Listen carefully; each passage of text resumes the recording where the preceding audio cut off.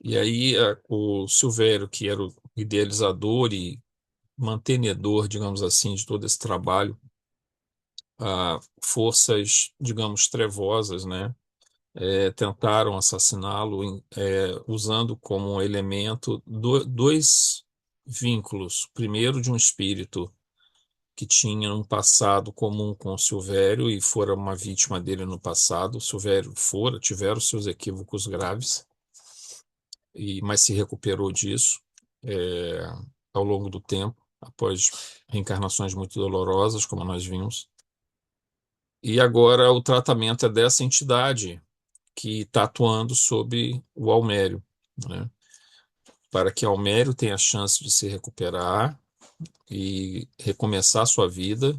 O Almério era aquele enfermeiro que nós vimos, assim como essa entidade possa ser ajudada. Então, o tratamento que é feito aqui é muito interessante e ele ocorre com muito mais frequência do que nós imaginamos. Esses tratamentos durante a noite, onde um médium em desdobramento, em sono, é levado, e é sempre importante nós termos em mente que todo médium em desdobramento, ou trabalhador encarnado em desdobramento, que vai participar de atividades de socorro levado por guias espirituais, ele leva no seu perispírito uma quantidade de fluido vital agregada ao seu perispírito, porque ele está encarnado. E esse fluido vital tem um efeito muito salutar sobre a entidade que é tratada, sobre a entidade que está sendo objeto daquela desobsessão. Além do mais, esse vínculo do passado entre os dois favorece essa conexão. Há também um outro fator que é o seguinte: às vezes, para um espírito desencarnado obsessor, dependendo do nível evolutivo dele, ele encontra mais facilidade de se comunicar através de um encarnado em desdobramento, devido ao perispírito do encarnado em desdobramento, por ter essa camada ainda de fluido vital, por estar ligado ao corpo físico, ela é mais apropriada a esse tipo de manifestação. Então, é mais fácil ele se agregar a esse perispírito do trabalhador em desdobramento para ser realizada essa tarefa. Na verdade, os trabalhos em desdobramento, eles são muito mais intensos do que nós imaginamos, muito mais variados, e eventualmente nós podemos até participar ou do trabalho ou sermos levados para assistir à realização desses trabalhos e irmos nos habituando e aprendendo tarefas que agora ou depois teremos que assumir. Não há como nós, com tudo que nós temos recebido da doutrina espírita e do evangelho, nós ficarmos esperando que as coisas melhorem sem nós nos envolvermos com os espíritos do bem dentro dessa tarefa. Então, todos nós somos convidados, porque todo o processo de auxílio a um irmão que sofre também é um processo de autocura para o espírito que trabalha, encarnado ou desencarnado. Quando nós estamos ajudando o outro, nós estamos também ajudando a nós mesmos, estamos nos curando do nosso orgulho, do nosso egoísmo, da nossa falta de empatia do passado, do presente. Nós estamos no processo de tratamento. E essa possibilidade de ajudar o próximo, ela é uma forma extraordinariamente poderosa para trazer essa autocura. E aí eu pediria a alguém que pudesse ler, por favor, essa parte final, que termina o capítulo 17. Você pode ler para a gente, Valéria? Posso. É antes, né? É. Antes mesmo de entender tudo quanto se passava, o mentor aplicou-lhe passes, desvinculando do médium em desdobramento parcial pelo sono fisiológico e transferiu para um dos leitos, no qual foi colocado carinhosamente após que o elucidou. Iremos operá-lo, a fim de libertá-lo do comando do mal. Não tenha qualquer receio e, se possível, seja como for que você ame a Deus, chame com ardor, deixando de lado o ressentimento e a revolta. Podia perceber-se, podia se perceber A mudança que se operava no paciente espiritual, que agora adormeceu com tranquilidade. Assessorado pelos nossos Ângelo e Germano, o nobre Esculápio, utilizando-se de instrumentos que me faziam recordar aqueles que eram usados nos tratamentos cirúrgicos da Terra, porém mais sofisticados, um dos quais emitia um finíssimo jato de luz, semelhante ao laser, retirou a célula fotoelétrica que se lhe encontrava implantada no lobo temporal esquerdo. Transcorrido alguns minutos em que se realizara a cirurgia reparadora, o paciente espiritual foi transferido para uma sala contígua, onde se recuperaria, iniciando nova etapa do seu processo evolutivo. Almério, que se encontrava profundamente amedrontado ante tudo quanto acompanhara, começou a chorar. Dirigindo-lhe a palavra, Dr. Arquimedes explicou-lhe: a tua sandice permitiu que te tornasses instrumento do mal, a fim de ferir o benfeitor de muitas vidas, bem como da tua. Ignora que os acontecimentos de hoje tiveram procedência no ontem, assim como a árvore frondosa veio da semente pequenina. Estás agora equipado de conhecimento para mudares de vida, seguindo o caminho do dever e da ordem, recomeçando de onde tombaste, pois que sempre há oportunidade de reparação para todo aquele que erra. No entanto, há sempre limites que não podem ser ultrapassados. Tem cuidado e desperta para os valores imperecíveis da vida enquanto é tempo.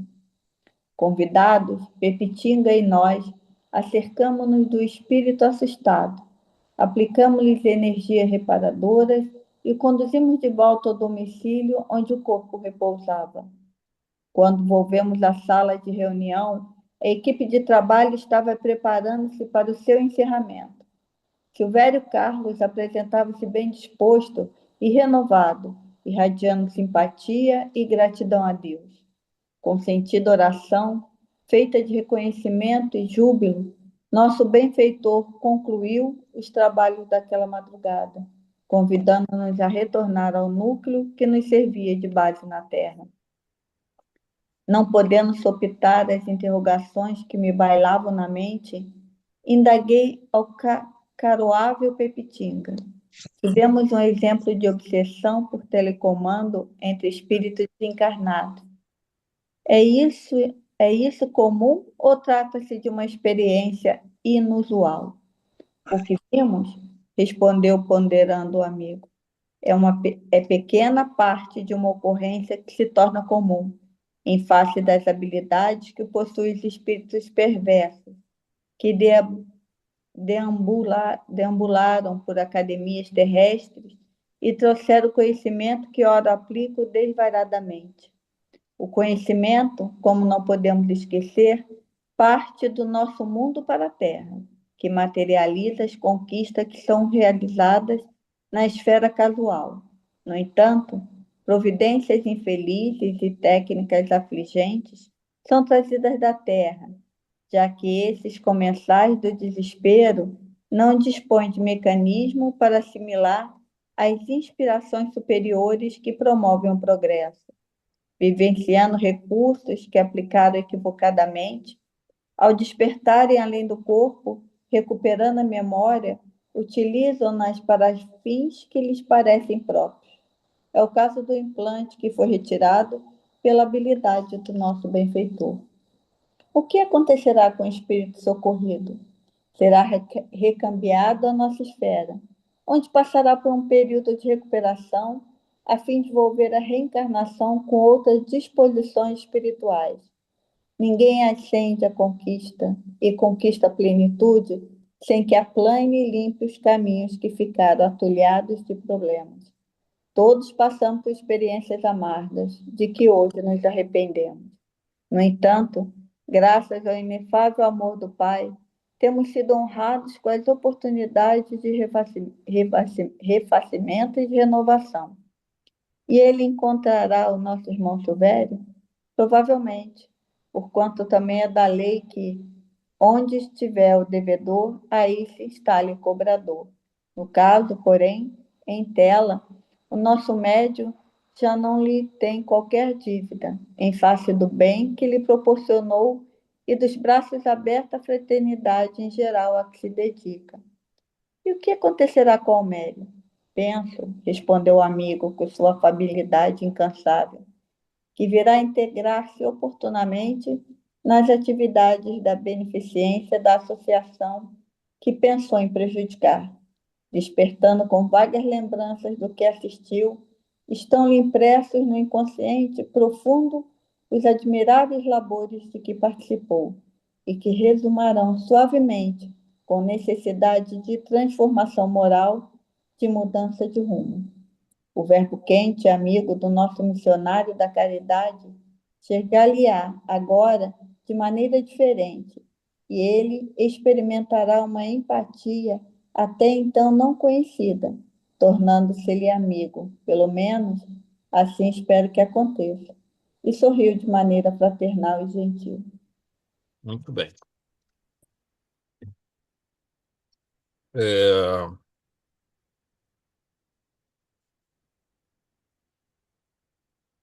nós vamos ler aqui o item 7.1. Queria só comentar uma coisa aqui rapidinho. É o que nós tínhamos, temos falado de vez em quando, sobre a grande variedade de mecanismos de tratamento que existem no plano espiritual. Nós conhecemos, por exemplo, no centro espírita, a gente vai. Como é que a gente pode ajudar uma entidade em sofrimento? Bom, podemos ajudar utilizando o recurso da desobsessão, por exemplo. No recurso da desobsessão, em geral, o nosso trabalho é o trabalho do diálogo e do envolvimento caritativo, mas existem N formas que a espiritualidade trabalha para poder,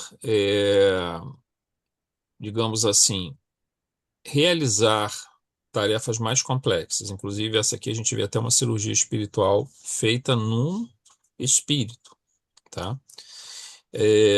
Para poder tirar esse telecomando que havia nele, que facilitava esses espíritos muito trevosos e que eles estão meio que assim, não vou dizer que é como se estivessem presos, eles não conseguem sair daquela região de muito sofrimento, de muita escuridão. Seria, nós chamaríamos assim de cavernas, alguns chamam do baixo umbral, ainda não, eles não conseguem sair. Então, o que que ocorre? Frequentemente, eles, digamos, terceirizam, né, essa tarefa de prejudicar alguém que eles desejam, utilizando um espírito que está ali também, de certa forma, mas não tão preso, né, como eles estão, os que são mais líderes ali dentro desse processo. Então, toda essa gama de ação, existe uma variedade muito grande de formas de obsessão e uma variedade muito grande de formas de desobsessão e de auxílio. Nós podermos fazer parte dessa tarefa dentro de uma casa espírita ou de qualquer outra casa religiosa é uma bênção. A gente poder fazer parte desse trabalho com todas as nossas limitações. Mas nós estamos num processo de aprendizado. O pouco que fizermos agora, com as limitações que temos, veja, nós somos um edifício em construção. Tudo que a gente agregar de conhecimento, de trabalho, de tarefa, nós vamos carregar para a eternidade, gente, né? Em toda a nossa jornada, que não tem fim, tudo que a gente aprender aqui será agregado a um patrimônio, será um patrimônio espiritual nosso. Então, assim, não deixemos de buscar o conhecimento e a prática amorosa e a fé, porque tudo isso que nós fizermos, não importa a fase da vida que nós estamos, não importa quantos anos nos resta, até porque nós não sabemos quantos anos nos resta. Qualquer um de nós pode chegar amanhã e desencarnar por alguma razão. Mas tudo, tudo, tudo que a gente buscar agora, a gente tem que estar pensando no nosso espírito como um ser imortal. E tudo que nós fizermos vai se agregar a esse espírito como um patrimônio que vai ser útil mais à frente. Essa é uma grande mensagem da doutrina espírita. Porque o indivíduo poderia chegar assim e pensar: eu tenho 80 anos, eu tenho 75 anos, eu tenho 90 anos, eu não vou, não tem mais muito sentido eu estudar mais isso. Não, claro que tem, né? Claro que tem. Você fazer qualquer projeto, porque mesmo que ele seja interrompido no meio do caminho, por alguma razão, pela sua idade avançada, o que for que interrompa, depois você vai continuar ele. Você já deu alguns, já deu passos naquele projeto. Na doutrina espírita não existe fim. Existe só mudança de domicílio do espírito, da matéria para o plano espiritual, mas ele continua. Então a gente tem que ter muito internalizado isso, gente, porque as nossas buscas precisam ser realizadas com muita determinação e esse conhecimento de tudo, tudo que a gente puder aprender, praticar, desenvolver essa forma de gratidão, de contemplação, de busca de Deus, ela se agrega ao nosso patrimônio espiritual e nós carregamos ela junto conosco e para outras tarefas no plano espiritual, depois quando reencarnarmos, tudo isso, tá? Muito bem. Item 7.1 da nossa apostila. O que ocorre a seguir é bem interessante. Porque, vejam, esse espírito estava sendo ajudado, estava sendo doutrinado até então. Ele estava vinculado ao perispírito do Silvério em desdobramento, o encarnado em desdobramento. E aí foi explicado, quem participou semana passada vai lembrar que o Silvério foi um inquisidor que 2 vezes participou da morte dessa entidade através de torturas na época da Inquisição Espanhola, em 2 momentos distintos. Silvério sofreu muito, ele se recuperou depois, ele se regenerou e se tornou um grande trabalhador da espiritualidade e agora em missão na Terra. Esse espírito ficou revoltado esse tempo todo, né? Então agora é hora de socorrer essa entidade também. Então a gente dando continuidade a esse processo já no final da desobsessão que foi feita ali, para depois se fazer a cirurgia espiritual. O que ocorre a seguir é bem interessante. Com a aplicação de passes, o Dr. Arquimedes realiza o desligamento entre o médium, o Silvério em desdobramento, e a entidade. E isso está sendo feito dentro daquela casa espírita, tá? Esta é conduzida a um leito, essa entidade, onde será realizada uma cirurgia espiritual. Havíamos tomado conhecimento de que as entidades perversas que dominavam aquele espírito, a partir de regiões muito densas do umbral, haviam implantado uma espécie de aparelho de natureza fluídica, eles chamam aqui de uma célula fotoelétrica, né? Ou às vezes ele fala um chip ou um plug, que facilitava o domínio sobre aquele espírito. Vejam, o que acontece aqui? Aquele espírito, quando estava na região umbralina, mais próximo daqueles espíritos muito dominadores e muito perversos, ele estava totalmente dominado por eles. À medida que ele se afasta para vir para a Terra, mesmo estando no plano astral, mas ele está um pouco mais longe desses espíritos. Então, esse grau de influência é menor. Como ele precisa ser conduzido de uma forma assim, quase como um robozinho atuando sob domínio, como ocorre entre encarnados com os encarnados, quando o obsessor realiza um processo de fascinação ou subjugação. Você fica quase que você chega quase a perder, de certa forma, um pouco o seu livre-arbítrio por conta desse nível de domínio. O que eles realizavam com ele era potencializar, eles continuavam influenciando ele mentalmente, à distância pelo pensamento, mas com esse aparelho, com esse aparelho fluídico, eles conseguiam realizar isso com mais, vamos dizer assim, com mais intensidade, potencializavam essa capacidade de influência do pensamento sobre ele, tá? Então, tirar esse aparelho seria uma forma de diminuir essa capacidade de influência. Porém, não adiantava tirar isso antes de que ele recebesse as instruções, os esclarecimentos, que soubesse o que aconteceu no passado, que ele tentasse perdoar ou pelo menos esquecer, para que os procedimentos futuros de tratamento tivessem resultado. Então, a retirada desse chip é o primeiro processo. Talvez não fosse nem possível retirar isso antes, porque isso depende, de certa forma, mesmo que a um nível subconsciente, de algum nível de concordância da entidade dominada, né, que está sob domínio.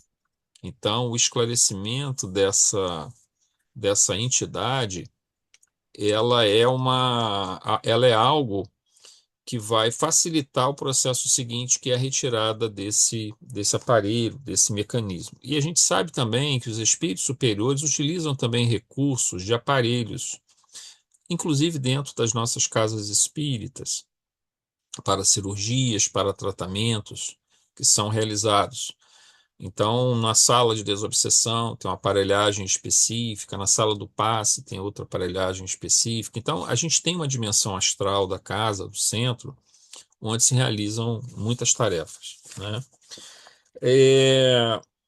A cirurgia visava a retirada desse aparelho, pelo que é narrado pelo autor espiritual. O mecanismo de conexão estava na região do lóbulo temporal esquerdo, né? Nesse caso, essa região aqui. Em termos de cérebro espiritual, estamos em um campo além de nossas possibilidades de conhecimento, né? Está falando de um cérebro espiritual. Mas o mais provável é que a cirurgia tenha ocorrido no perispírito, em região que equivaleria à projeção do pensamento do campo de energia perispiritual. Ou seja, é uma ação de condensação sobre o fluido universal naquela região, correspondendo ao referido lóbulo. Em outras palavras, o espírito não tem exatamente um cérebro, como nós temos, em sua estrutura abstrata, como pensamento, como centelha divina, mas contém todos os registros e automatismos em sua psique das inúmeras interações com a matéria ao longo do tempo, de inúmeras reencarnações. Então, a projeção de uma estrutura cerebral na forma de energia no perispírito é algo possível de compreendermos. Vejam, imaginar que um espírito tem um cérebro com todos as subdivisões, divisões, com todas as especializações do nosso cérebro, ela não é, ela é algo muito difícil de nós entendermos isso. Mas nós podemos tentar compreender da seguinte forma. Por quê? Porque o espírito ele é puro pensamento. O espírito ele é uma centelha divina. Ele não tem uma estrutura material, né? Porém, ele projeta na energia do seu perispírito as suas ideias, as suas emoções, as suas memórias. E uma das memórias, não é bem o termo memória aqui, ele é mais assim, automatismos e condicionamentos dessa contínua interação do espírito nos processos reencarnatórios. Então, o nosso espírito traz no seu nível subconsciente a impressão no seu nível subconsciente, no automatismo subconsciente, de toda a nossa forma corpórea. Toda a nossa forma corpórea está projetada lá, inclusive o cérebro. E então ele provavelmente projeta para a região do perispírito essa forma de automatismo, que, aliás, a gente sabe em alguns experimentos que foram feitos, experiências com materialização. Por exemplo, se a gente pegar o caso de William Crookes, né, aquele cientista inglês que estudou a Florence Cook durante quase 3 anos, era o espírito de Kate King que se materializava. E dependendo de como se dá essa materialização, se as condições forem muito favoráveis, nós temos vários relatos de situações em que o perispírito materializado por ectoplasma do médium, perispírito da entidade comunicante, no caso a Kate King, né, o espírito de Kate King, utilizando os fluidos ectoplásmicos da Florence Cook, ele assume uma forma humana que ela tinha na sua última encarnação. E só que o interessante desse processo é que ela tinha temperatura, ela tinha pulsação, ou seja, ela projetou no ectoplasma e no seu perispírito todos os condicionamentos, os automatismos que ela trazia de sua última encarnação.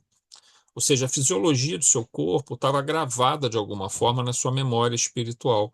E ela projetava isso num nível de energia no perispírito, e esse, ao se revestir do ectoplasma, que tem uma estrutura de fluido vital condensado muito intenso, com propriedade de atuar nos dois campos, no campo espiritual e no campo material, ele assumia então ele conseguia tirar a pulsação dela, conseguia ver a temperatura corpórea, ou seja, ela estava ali como se fosse quase um encarnado, só que as memórias oriundas dessa interação de automatismos subconscientes ou inconscientes, trazidas da sua última encarnação, se projetavam ali no ectoplasma e eram possíveis de serem medidos.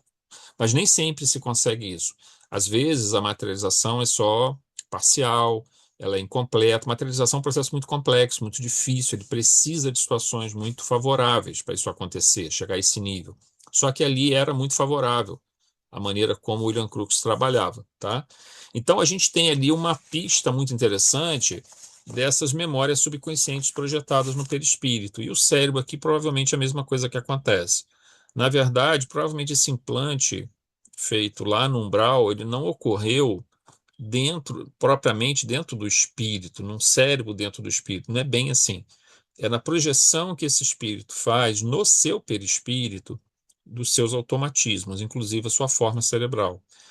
É ali que é colocado essa pequena estrutura fluídica. E ela se mantém porque esse espírito não tem forças para. Isso poderia ser retirado até mesmo num passe, em teoria, se esse espírito estivesse bastante, vamos dizer assim, é, bastante propenso à sua transformação, à sua mudança. E quem estivesse lhe aplicando o passe fosse alguém dotado de grande moral, emitindo muita luz sobre uma é, ação espiritual muito elevada, possivelmente desintegraria, desmaterializaria aquele aparelho, entendeu? Só que assim, aqui ele faz uma cirurgia, mas observem que ele usa uma espécie de um bisturi que emite uma luz muito fina, como se fosse um laser.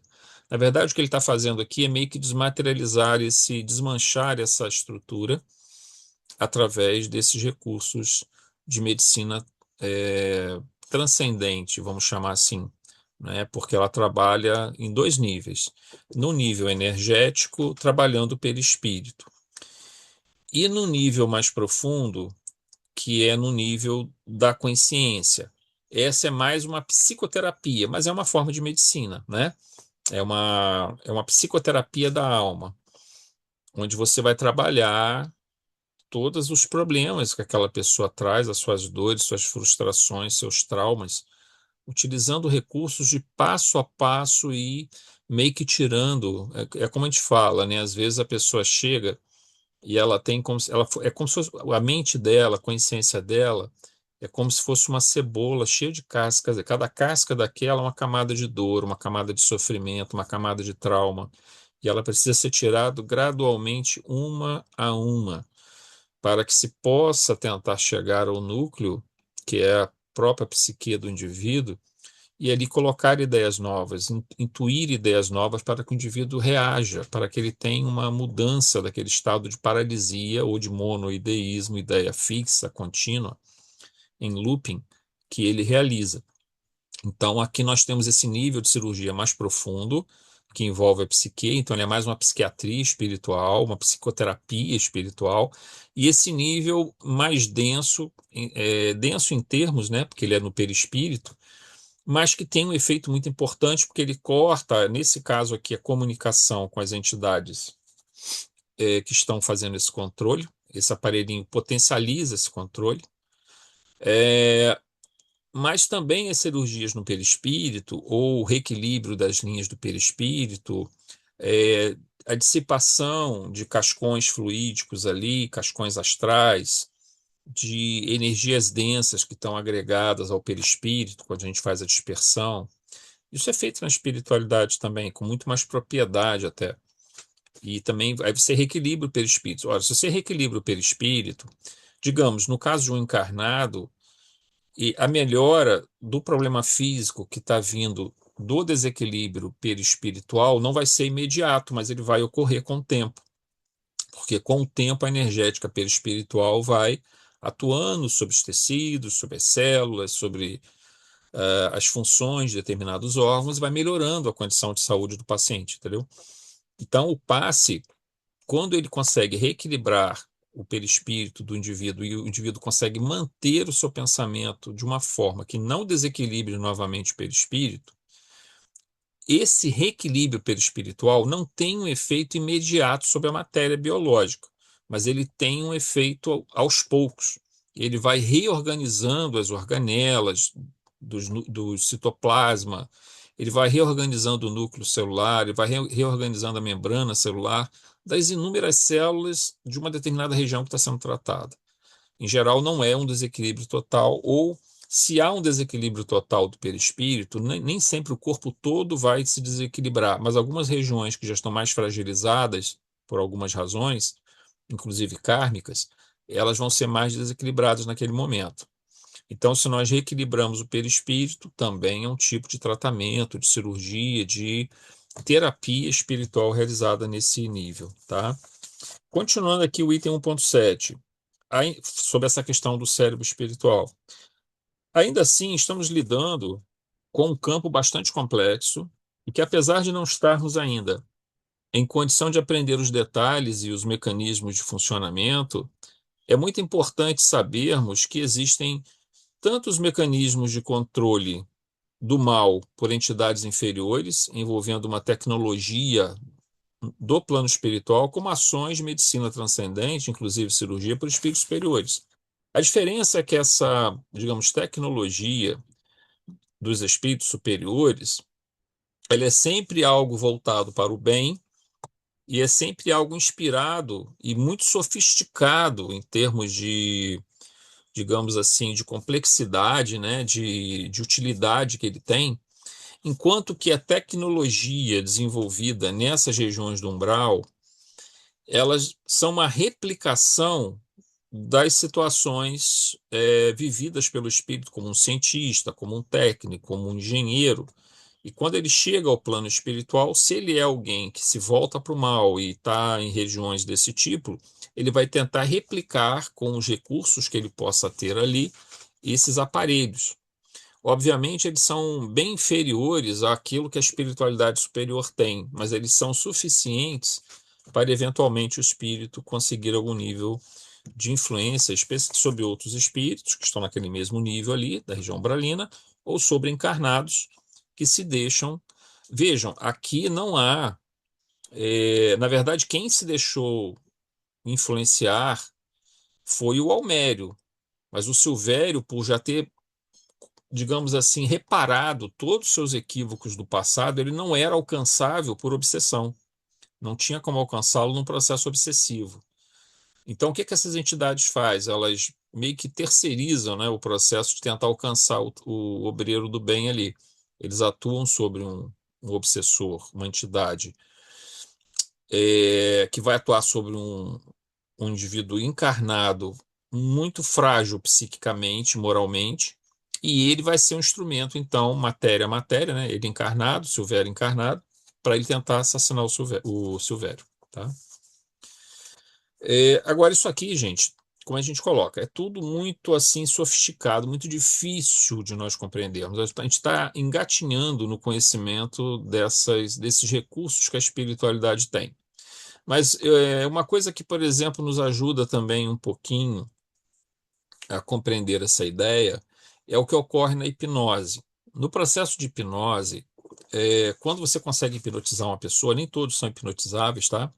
Mas quando você consegue hipnotizar uma pessoa, é possível, dependendo do nível de consciência que a pessoa está ou não do processo, de quanto ela se deixa hipnotizar ou não. Algumas pessoas, essa hipnose é mais profunda, outros, essa hipnose é mais superficial. Se for uma hipnose profunda, o terapeuta, porque às vezes a hipnose é usada em terapias também. O terapeuta, ou então o experimentador que está fazendo aquilo, ele pode induzir um comando, tá? No nível subconsciente. Hora tal, você vai fazer isso quando você acordar, né? Desse sono aqui que você está. A pessoa acorda, ela não se lembra que recebeu esse comando, mas ela, quando chegar naquela hora, naquele momento mais ou menos, ela vai fazer aquilo mais ou menos aquilo que o indivíduo que estava hipnotizando ela colocou dentro, como um comando dentro do psiquismo dela. Ela pode bloquear isso? Pode. mas muitas vezes ela não desenvolveu muito a sua força de vontade, a sua determinação e é facilmente conduzível dentro desse processo. Ora, isso é um dos recursos que os obsessores se utilizam durante o nosso sono. Se nós estamos nos desdobrando durante o sono, sem nenhum tipo de oração e vigilância, não estamos sendo cuidadosos na hora que vamos dormir, o que vamos ver, o que vamos assistir, se vamos orar, se não vamos orar, como estamos conduzindo o nosso dia, é muito fácil para os obsessores realizarem mecanismos desse tipo sobre nós. E nós acordamos mal, ou nós acordamos com uma sensação ruim, porque você teve contato com aqueles fluidos mais deletérios.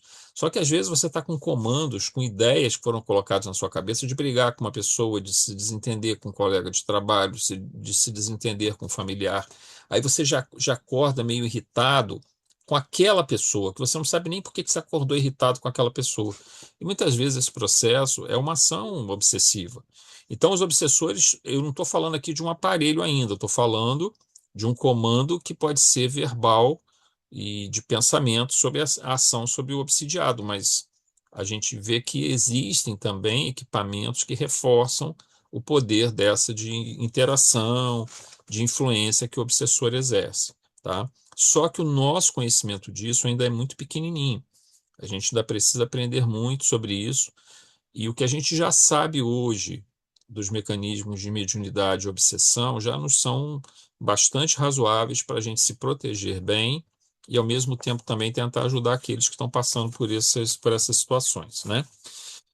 7.2. O José Petitinga explica ao autor espiritual as expectativas em relação ao Mério, aquele enfermeiro, né?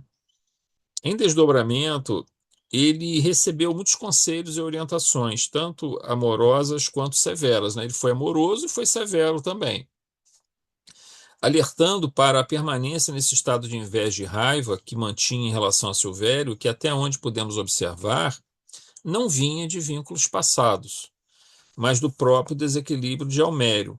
Porque no caso dessa entidade, ela tinha um vínculo de raiva do passado potencializado por essa influência dessas entidades lá do umbral. Mas no caso do Almério, a princípio, não há uma ligação do passado para ele. Ele simplesmente sentia inveja, sentia assim, mas o camarada só fica fazendo bem aí, fica dando uma de santinho, mas nós todos somos pessoas falíveis, somos falhas. Eu tenho certeza que ele só é lobo em pele de cordeiro. O que é isso? É uma baixíssima autoestima e uma projeção na outra pessoa que está sendo bem-sucedida dos seus próprios medos, das suas próprias falhas no auto-amor, né? Que você projeta no outro. Então você acha que não é. Se eu não consigo fazer isso, ele também não consegue. Então, se ele está fazendo, tem alguma coisa errada aí. E aí você desenvolve a inveja, desenvolve vários mecanismos de raiva em relação ao outro, e a gente tem que tomar muito cuidado com isso, porque nós acabamos sendo muito julgadores, né, nas nossas atitudes em relação aos outros, ou das atitudes dos outros. E Jesus já nos alertava no Sermão da Montanha, quando ele fala, né, não julgueis para não ser julgados, com a mesma medida com que medis, sereis medidos. Né?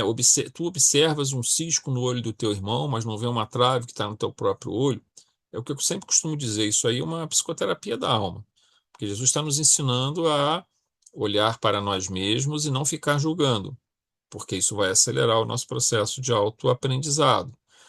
Quando a gente começa a adentrar esse campo, a distância disso para um almério não é tão grande, não.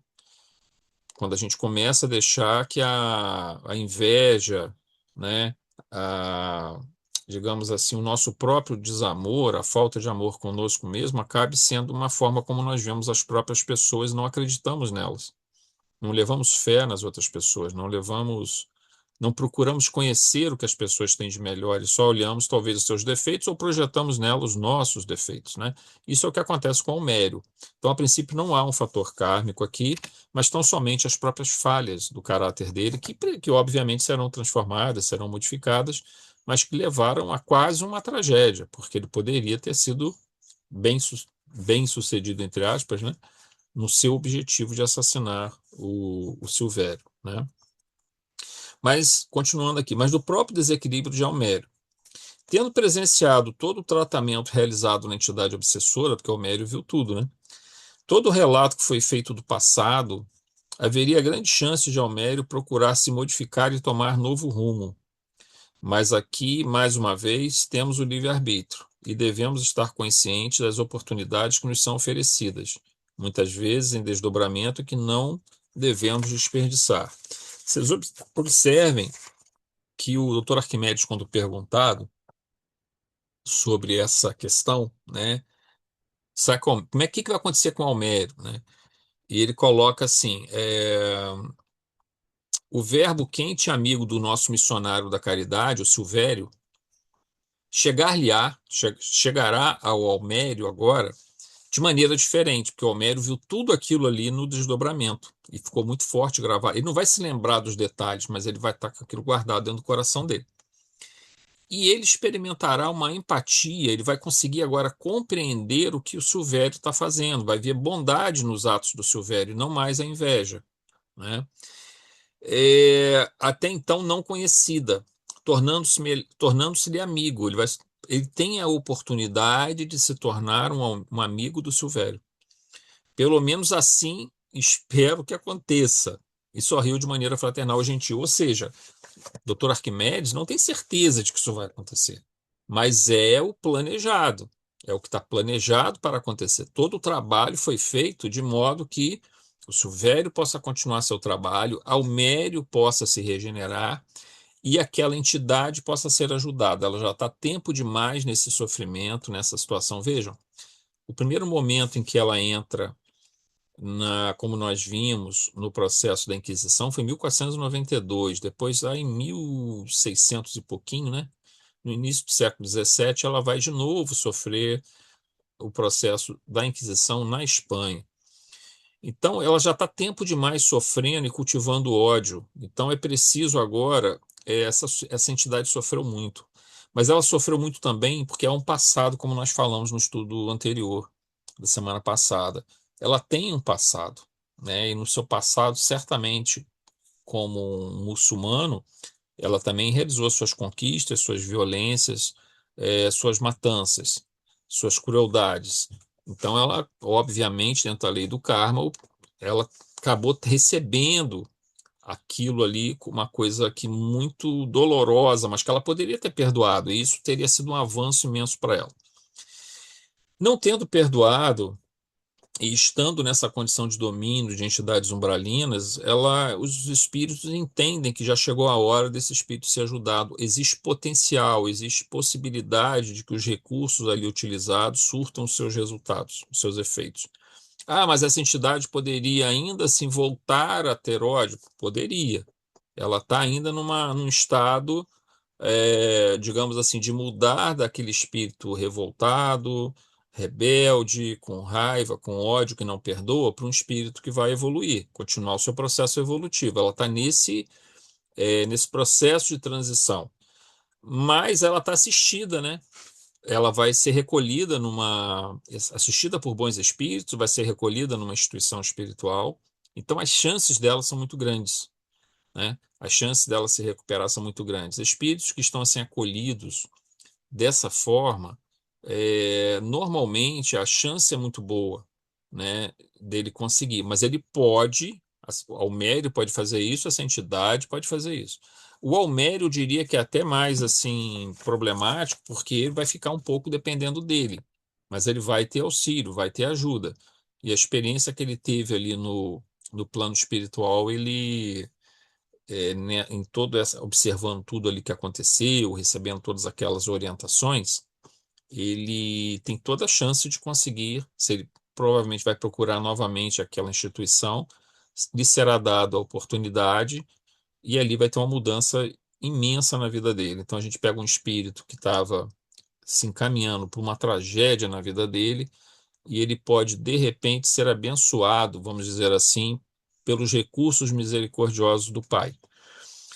E aí que nós falamos, muitas vezes aqui nas nossas orações, a gente pede muito, às vezes, que o recurso E é lógico, a gente pede, mas a espiritualidade vai fazer da forma que ela entender, né, e tenha a condição de fazer com muito mais clareza do que nós temos. Mas muitas vezes a gente pede que o recurso também seja feito durante o desdobramento, em sono. Às vezes se consegue, às vezes não se consegue. Depende de como a pessoa está também, a pessoa que está sendo tratada, né? Mas esses tratamentos realizados em desdobramento no sono, eles são muito efetivos. Assim como as obsessões também são muito efetivas. A gente tem obsessores que vão influenciar-nos durante a noite, se a gente dorme totalmente invigilante, né? Sabendo que nós vamos entrar em desdobramento. E também temos, se a gente dorme bem assistido espiritualmente, nós vamos ter a possibilidade de receber orientações e tratamentos em nosso desdobramento espiritual. Por isso que a gente pede muito, às vezes, que o tratamento seja feito durante o desdobramento, porque aí também serão utilizados muitos recursos. A pessoa poderá ser levada a um centro espírita, um local em geral. Pode ser tratada em casa também. Depende muito da. Cada caso é um caso, tá? Mas esses recursos também vão acontecer ali. E a gente, para finalizar, a gente não vai adentrar o capítulo 18, que não vai dar tempo, a gente termina aqui no 7.3, finaliza o capítulo 17, semana que vem a gente já começa o 18. Então, 7.3, último item. Por fim, a questão das técnicas obsessivas de espírito a espírito, que muitas vezes envolve algum tipo de tecnologia.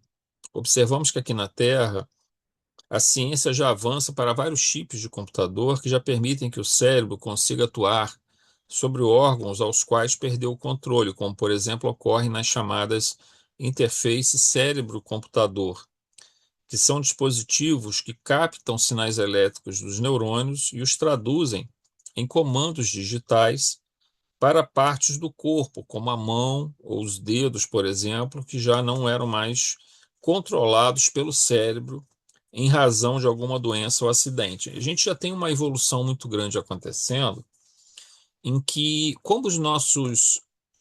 Vamos pegar o córtex motor, por exemplo, tá? E nós temos regiões do córtex motor que vão atuar, por exemplo, sobre a mão.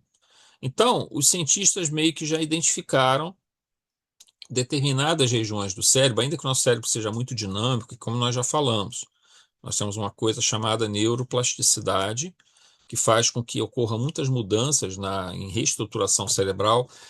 É, Nós temos um caso, infelizmente, assim, a gente não está tendo condições de orientar a pessoa a fazer isso, mas nós temos um caso de oração que nós estamos fazendo na segunda, que é de uma pessoa que ficou paralisada do lado esquerdo após um AVC.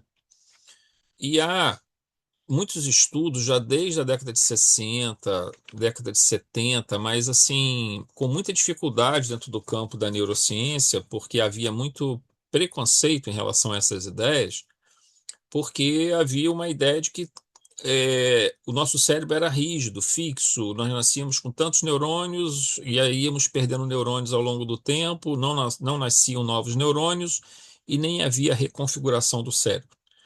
E levou tempo, levaram décadas para essas ideias se modificarem. Hoje a ciência já aceita, a neurociência já aceita a neurogênese, ou seja, a criação de novos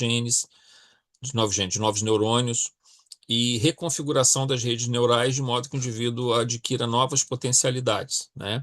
Mesmo já com uma idade um pouco mais avançada, é claro que quanto mais novo, mais facilidade, mas mesmo numa certa idade, você pode reorganizar o seu cérebro, né? Então, o que que acontece? Uma pessoa que tem, por exemplo, uma paralisia do lado do corpo, ela pode começar a estimular pelo pensamento.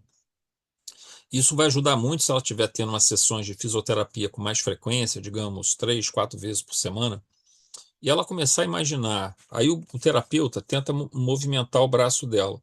Se depois que o terapeuta foi embora, ela, obviamente, ela fica cansada com o processo fisioterápico. Digamos que mais tarde ela começar a imaginar a movimentação, mesmo que ela não consiga movimentar, ela imaginar que está movimentando, ela está mexendo com o cérebro dela e talvez possibilitando a criação de uma via sináptica que vai possibilitar algum nível de movimento. Nós tivemos uma possibilidade de experimentar uma situação dessa numa tentativa eu digo tentativa porque várias situações aconteceram com a pessoa que não permitiram que o processo continuasse. A pessoa começar a pensar no movimento, não estou querendo dizer com isso que vai ser 100% garantido que ela vai conseguir, mas há uma chance, dependendo da idade, uma série de fatores, e a frequência, a disciplina que ela faz isso, que ela consiga construir vias neurais pela capacidade do pensamento dela de reestruturar novas vias de neurônios que vão aí encontrar caminhos para a movimentação, pelo menos parcial ou até mesmo total do corpo, tá? Então, e se isso for feito junto com a fisioterapia, melhor ainda. Mas o que que acontece? Hoje nós temos dentro da ciência também um desenvolvimento de interface cérebro-máquina, que são chips, na verdade, que são colocados em regiões do cérebro e eles captam sinais elétricos dos neurônios responsáveis por determinados tipos de regiões e eles vão estimular o movimento do braço, o movimento da mão e tudo mais. Então, uma pessoa que perdeu o movimento da mão, ela pode ser estimulada a partir de um chip que é colocado. Nós estamos falando aqui da captação de sinais elétricos, mas é possível também que os nossos neurônios estejam gerando sinais eletromagnéticos, porque é uma corrente elétrica em movimentação, e toda corrente elétrica em movimentação, todo elétron que se movimenta muito rápido, ele gera um campo eletromagnético. Então vai chegar uma hora que talvez nós tenhamos aparelhos que nem precisem estar implantados no cérebro, que a gente carregue ao lado do nosso corpo, um celular talvez, que vai captar esse sinal e vai transmitir novamente o comando para o corpo, para regiões do corpo. Então, ou seja, o potencial desses aparelhos, desses sistemas, dessas técnicas, ele já está chegando à Terra, mas ele já é algo presente no plano espiritual, tá? José, Oi, Vera. desculpa te perguntar, mas explica para mim, esses obsessores lá do, né, colocaram esse aparelho nele, porque tudo que você está contando, eu estou entendendo. Eu estou doente, eu preciso colocar um aparelho, eu vou lá colocar. Mas ali foi colocado nele. Como? É porque eles dominou o indivíduo e aí colocou o aparelho? É isso que Sim, eu não estou sim, entendendo. é mais ou menos isso, porque o que que acontece nesse caso? Ele é um espírito extremamente revoltado com o cristianismo e com o Silvério, pelo passado, né, que a gente viu, onde ele foi uma vítima, vamos dizer assim, uma vítima, mas como a gente falou, né, a gente não sabe o Sim, sim, passado dele. Mas naquele momento sim. ali, ele foi uma vítima do Silvério e mais amplamente, uma vítima da igreja. Na cabeça dele, ele foi uma vítima do cristianismo. E Jesus, para ele, era o representante de toda essa maldade que estava sendo feita na Inquisição. Então, isso criou nele um sentimento de ódio muito grande. Esses espíritos que o dominavam, na verdade, também eram espíritos extremamente revoltados com o cristianismo, só que espíritos mais poderosos no sentido de força de vontade, de inteligência, de intelectualidade, de magnetismo pessoal. Então, ele era um espírito já dominado por eles, já sob a ação mental desses espíritos. Digamos, ele já estava obsidiado por essas entidades. Da mesma forma que aqui na Terra, nós encarnados, quando cultivamos sentimentos muito ruins, podemos ser obsidiados por espíritos que livremente se movimentam e encontram em nós essas brechas. No plano espiritual, a mesma coisa. Um espírito que encontra um espírito revoltado, digamos, com pensamentos muito negativos, que encontra entidades que são muito perversas e tem um domínio sobre ele, porque elas têm um magnetismo muito grande, porque elas têm uma inteligência superior a dele, elas têm uma força de vontade superior a deles. Elas o obsidiam. Então a gente tem obsessão de desencarnado para Sim, desencarnado. Então até ali era sim, uma sim. obsessão.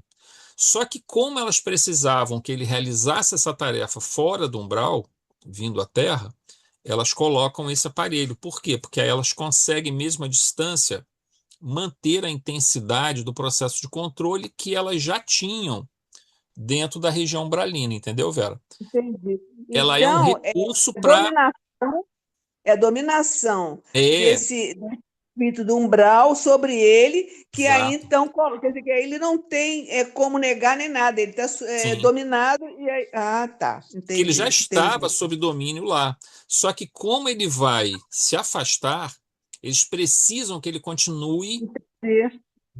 digamos assim, É. essa força deles de pensamento, ela meio que decai com a distância, digamos assim, ou com outros ambientes, né? Não tanto com a distância, mas Uhum. o fato de sair daquele ambiente. E eles precisam que ele continue receptivo aos comandos que ele manda. Então, assim, ele não é uma vítima inocente pego ali e que foi Sim, colocado o implante. Não, ele já estava sob domínio obsessivo sim. deles pelos sentimentos que ele cultivava. Entendeu, Ele se Vera? vê tão dominado que ele não consegue, como você mesmo disse, retirar, Não né? Ele, consegue. a Não consegue. dominação. Ah, entendi. Tá, obrigada, Isso é tá? importante a gente entender bem isso, para a gente saber a sofisticação, né? E É, não, é por isso que eu estava pensando aqui, entendeu? é, Falei, pô, como que os, entendi, mas agora os entendi. obsessores, cara, eles têm muitos recursos para exercer esse Tá, domínio, né? É, então, aqui continuando, temos efetivamente o pensamento, isso no encarnado, tá, gente? Produzindo sinais elétricos a partir dos neurônios no cérebro. E esses sinais ativam chips de computador, que vão daí em diante realizar o controle do órgão afetado, né? A gente vai chegar a um ponto, gente, que nós vamos provavelmente muitas limitações de movimentação, de percepção até visual, por exemplo, a cegueira. Nós vamos conseguir desenvolver aparelhos que, na verdade, é uma interface cérebro-neurônio, cérebro-máquina, digamos assim, neurônio-máquina. Só que a gente tem o perispírito que atua sobre o neurônio, especialmente porque ele tem o seu campo mais denso, que é o duplo etérico. Então, na verdade, observem, a gente está muito perto de ter máquinas e equipamentos muito. Aí nós estamos falando de chips muito sensíveis, né? Nanotecnologia, que vai ser influenciável pelo pensamento, mas se ele é influenciável pelo pensamento do encarnado, ele poderá, em dado momento, talvez, ser influenciado pelo pensamento do desencarnado, talvez utilizando fluido vital em grande quantidade ou ectoplasma, se o indivíduo for, digamos assim, tiver uma tendência de liberação muito forte de fluidos, tá? Esses fluidos podem ser utilizados pelas entidades para atuar sobre aparelhos. Então, isso já aconteceu no passado, na década de 50, 60, até a década de 90, nós tínhamos a transcomunicação instrumental, onde os espíritos estavam fazendo experiências de atuação usando o médium de efeitos físicos para atuar sobre televisores, sobre telefones, sobre rádio, sobre gravadores. A gente tem muito material sobre transcomunicação. Só que a nossa tecnologia estava muito grosseira para isso. Esse processo meio que parou, essas experiências, mas eu acho que elas acabarão retornando em algum momento, porque a nossa tecnologia está virando uma nanotecnologia, uma tecnologia quântica, na verdade, né? Porque a gente está trabalhando com átomos enfileirados para fazerem hoje os microcomputadores, os microprocessadores, as memórias RAM mais sofisticadas estão trabalhando com nanotecnologia. E aí a ação de fluido vital, digamos, concentrado, que seria algo próximo, que se aproxima do ectoplasma, não é exatamente ectoplasma, mas ele é um componente importante do ectoplasma. Se você tiver alguém que tem essa capacidade de doação muito intensa, nós poderemos ter facilmente espíritos se comunicando através de aparelhos mais sensíveis. Então, esse limiar entre o tecnológico e o espiritual, ele está ficando cada vez mais. Ele não está sendo, a gente não está vendo muito acontecer muito isso, mas aparentemente isso vai começar a acontecer em algum momento. Então, essa interface entre o tecnológico e o espiritual, já está praticamente se tornando visível para nós aqui, quanto mais no plano espiritual, tá? Esse é um exemplo de interface pensamento máquina-corpo físico, certamente não estando longe de chips que irão interferir diretamente em transmissão de pensamento, transformando-os em sinal digital a ser captado por um chip do receptor. Então, duas pessoas poderão se comunicar por um chip. Nós estamos muito perto disso, tá, gente? Talvez 10, 15 anos. Eu penso, tipo assim, eu quero conversar com a Vera, eu vou conversar pelo pensamento com ela, usando um chip que capta o sinal do meu cérebro, principalmente ou por sinal elétrico ou por onda eletromagnética. O chip é sensibilizado, ele transforma isso em linguagem binária digital, né, para ser transmitida por um aparelho transmissor. A outra pessoa tem o receptor transmissor dela, ela capta esse nível de pensamento dentro daquela faixa de frequência que foi escolhida. Então, nós estamos, assim, de certa forma, replicando o que já acontece no plano espiritual. A nossa tecnologia tende a evoluir, só que o problema aí nessa história é que ela não pode evoluir mais rápido do que a nossa moral. E aí que é o grande problema da evolução intelectual não acompanhada da evolução moral. Esse é o grande risco que nós temos, porque ele pode trazer sérios problemas para nós.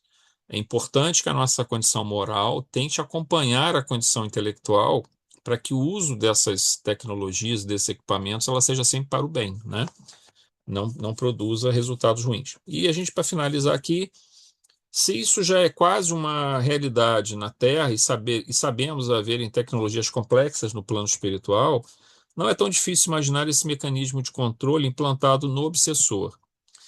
A diferença fundamental é que esse é um tipo de tecnologia que não é utilizado por espíritos superiores, mas uma adaptação por entidades inteligentes, porém moralmente inferiores, de tecnologias da Terra para uso de seus propósitos inferiores. Então a gente tem aqui uma revolução nesse campo, onde se você tem na Terra mudanças importantes na parte tecnológica, entidades que aprenderam essa tecnologia estando no plano espiritual, eles podem tentar replicar isso lá no umbral, em região umbralina. Agora, em cidades espirituais, mesmo adjacentes à Terra, né, que estão nesse plano astral da Terra, eles já dominam tecnologias muito avançadas, mas sempre para o uso para o bem, né?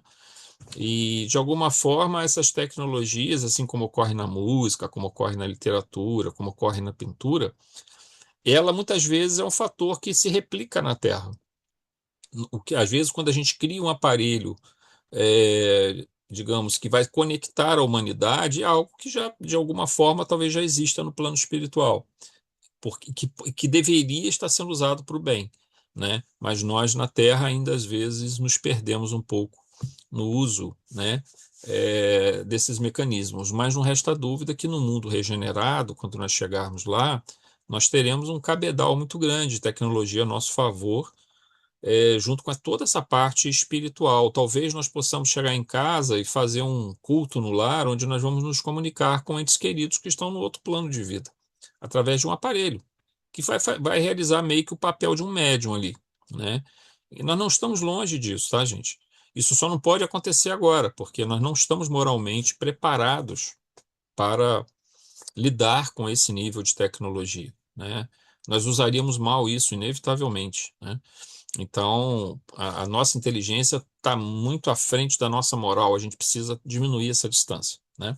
Bom, pessoal, nós vamos então fazer o nosso. Deixa eu pausar aqui.